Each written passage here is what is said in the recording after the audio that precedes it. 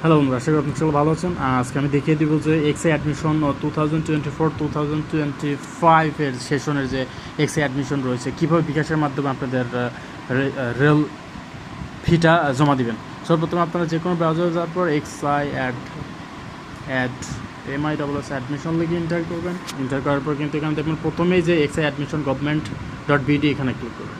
এখানে ক্লিক করার পর কিন্তু এখানে দেখছেন যে আবেদনকারীর ফি পরিশোধ সংক্রান্ত সমস্যা লাগবে নিমিত্তে বিকাশের মাধ্যমে সরাসরি আবেদন ফি পরিশোধের ব্যবস্থা গ্রহণ করা হয়েছে। ব্যবহারের পদ্ধতি নিচে দেওয়া হলো। সো এখানে দেখতে পাচ্ছেন যে 1000 চেনাইতে স্মার্ট ভর্তির সিস্টেম সেশন 2024-25 নির্দিষ্ট এখানে কিন্তু দেওয়া রয়েছে আবেদনকারী আবেদন ফি পরিশোধ সংক্রান্ত সমস্যার জন্য নিচে কিন্তু একটা লিঙ্ক দিয়ে দিয়েছে।